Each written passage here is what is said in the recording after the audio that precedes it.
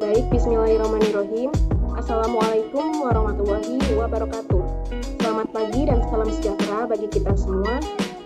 Sebelumnya saya ucapkan terima kasih kepada yang terhormat Ibu Titin Sunaingsi, SPD MPD, selaku dosen pengampu mata kuliah Kebijakan dan Inovasi Pendidikan yang telah mempersilahkan kelompok kami untuk mempresentasikan pada hari ini. Pertama-tama saya akan memperkenalkan diri saya. Perkenalkan, nama saya Diana Prasti Artati dengan nomor absen 23 NIM 2003981 selaku moderator yang akan memimpin jalannya kematerian pada kali ini. Dan tak lupa ada teman-teman saya. Yang pertama ada Teh Dinda Resa Ayu Alicia dengan nomor absen 03 NIM 200233 dan ada Kang Fajar Oktaladi dengan nomor absen 39 NIM 2008066. Pada presentasi kali ini, kelompok kami akan membawakan judul yang bertema Strategi Implementasi Kebijakan Pendidikan. Baik, untuk mempersingkat waktu, saya akan mulai pematerian yang pertama. Next.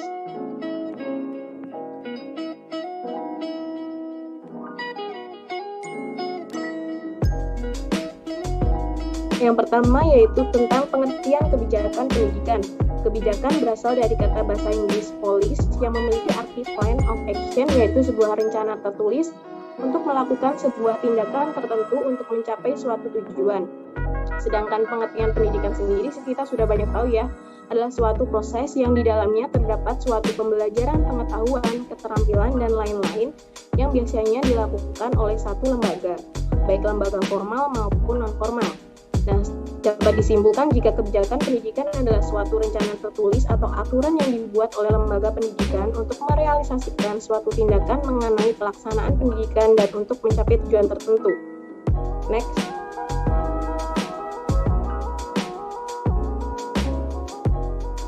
Selanjutnya ada pengertian strategi implementasi kebijakan.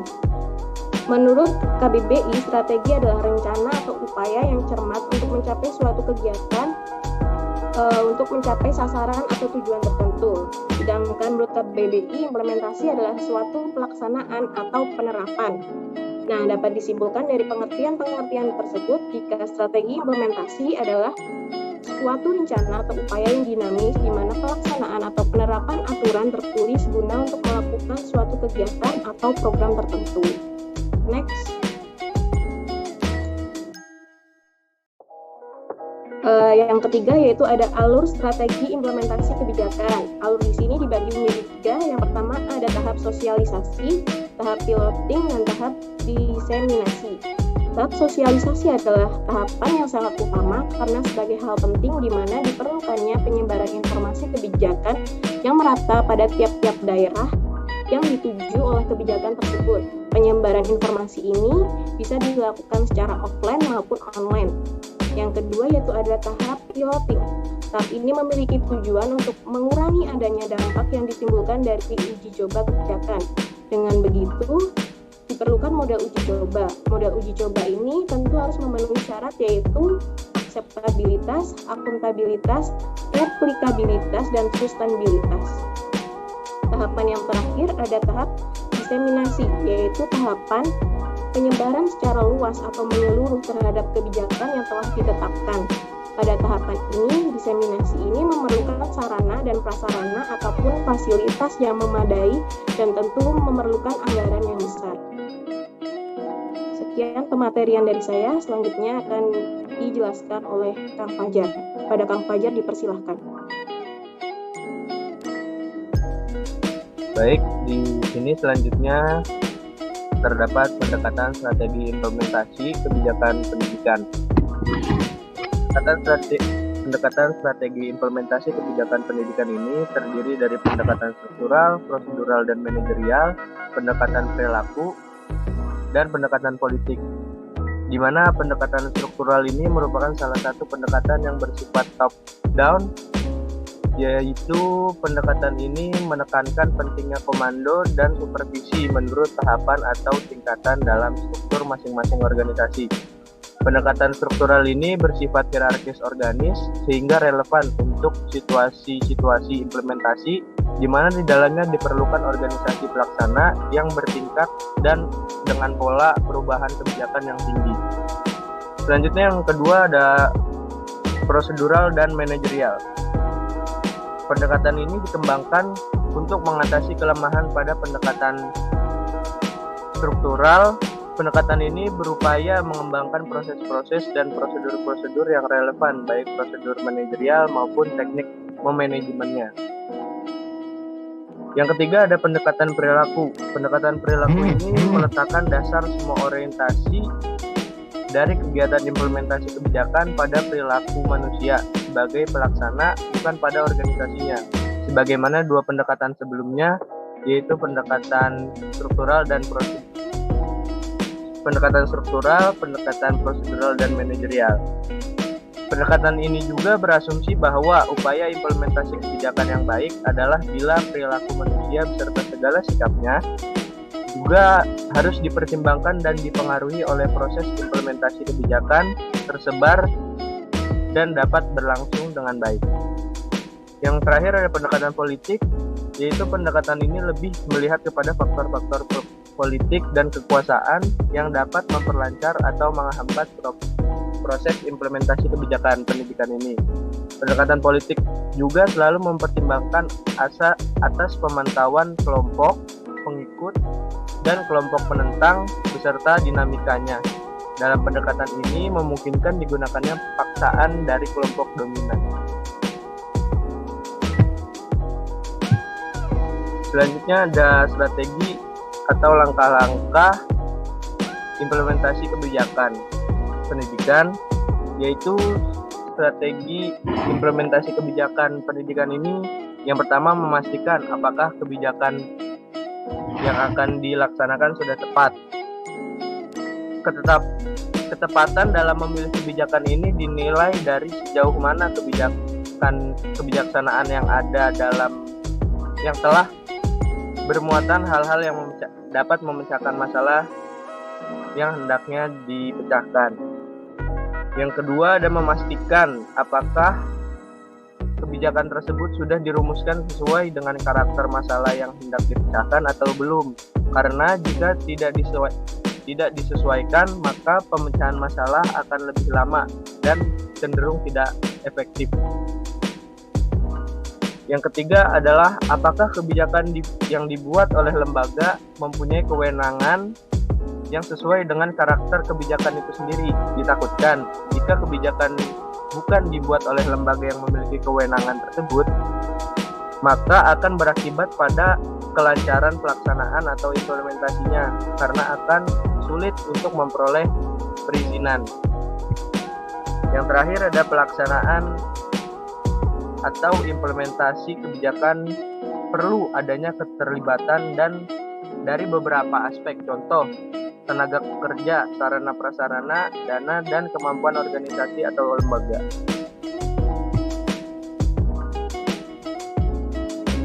Dan di sini ada isu pokok agar strategi implementasi dapat berjalan dengan efektif, yaitu yang pertama perlu adanya komunikasi.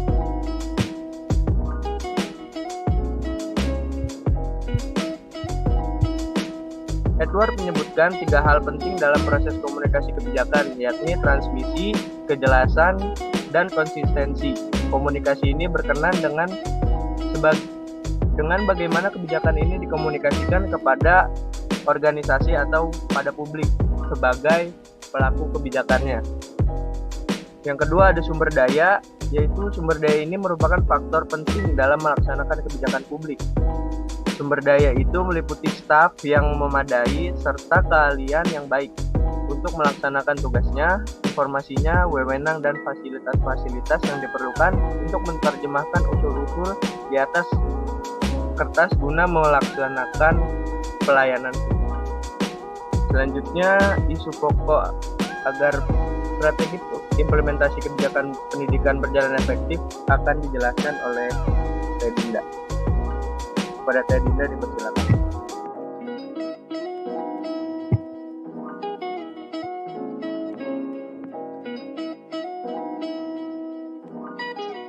Baik, materi selanjutnya selanjutnya yaitu isu pokok agar strategi implementasi kebijakan pendidikan efektif.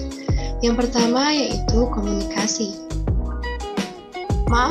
Yang ketiga yaitu kecenderungan tingkah laku atau sikap, atau yang dinamakan disposition atau attitude. Kecenderungan ini berkenaan dengan kesediaan dari para implementer untuk mengeksekusi kebijakan tersebut. Kecakapan saja tidak mencukupi tanpa kesediaan dan komitmen untuk melaksanakan kebijakan. Menurut Edwards, banyak kebijakan yang masuk ke dalam zona ketidakacuhan.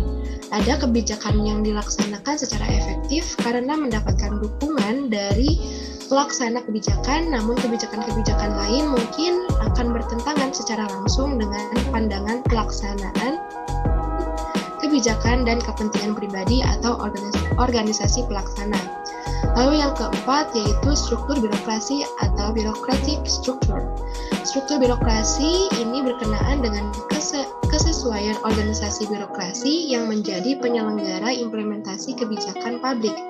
Birokrasi merupakan salah satu badan yang paling sering bahkan secara keseluruhan menjadi pelaksana kebijakan. Struktur organisasi yang mengimplementasikan kebijakan memiliki pengaruh yang signifikan terhadap implementasi kebijakan. Salah satu aspek struktur yang penting dari setiap organisasi adalah adanya prosedur operasional yang standar yang dapat menjadi pedoman bagi setiap implementer dalam bertindak. Next.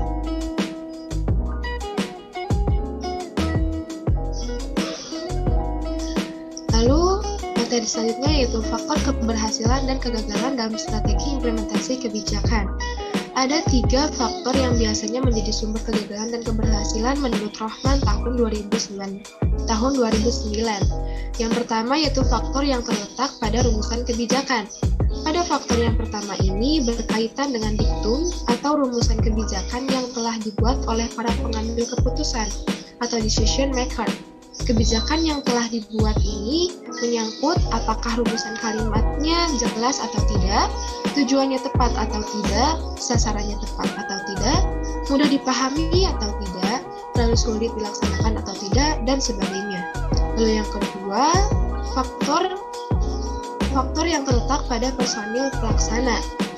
Nah, pada faktor ini keberhasilan implementasi yang menyangkut tingkat pendidikan, pengalaman, motivasi, komitmen, kesetiaan kerja, kepercayaan diri, kebiasaan-kebiasaan, serta kemampuan kerjasama dari para pelaku pelaksana kebijakan tersebut.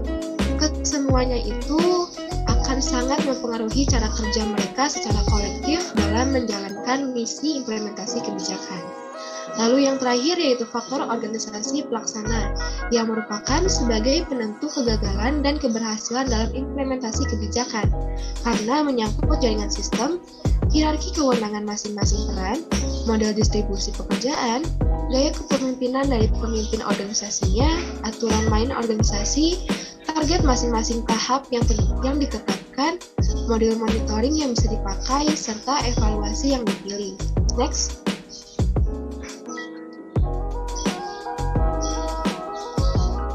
Lalu materi yang terakhir yaitu masalah strategi implementasi kebijakan pendidikan. Yang pertama yaitu kesulitan dalam memenuhi tuntutan berbagai kelompok yang dapat mengakibatkan konflik. Yang kedua, kurang tepatnya memperhitungkan ketersediaan waktu untuk pelaksanaan kegiatan. Yang ketiga, perbedaan ketersediaan sarana dan prasarana pendidikan di kota dan di desa menyebabkan terjadinya kesenjangan dalam implementasi kebijakan pendidikan. Next.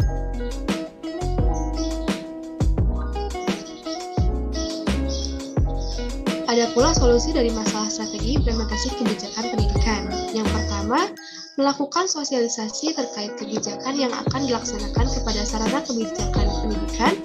Yang kedua, perumusan kebijakan harus lebih mencermati dampak-dampak yang akan terjadi terhadap kebijakan yang dibuatnya. Dan yang terakhir, pemeran ketersediaan sarana dan prasarana. Baik, mungkin cukup sekian yang dapat saya sampaikan. Saya kembalikan lagi kepada moderator. Baik, terima kasih kepada Kang Fajar Oktaladi dan Teh Dinda atas pemaparannya. Sekian pemaparan materi dari kelompok 5 kelas 4C. Terima kasih. Wabillahi taufiq wal hidayah. Wassalamualaikum warahmatullahi wabarakatuh.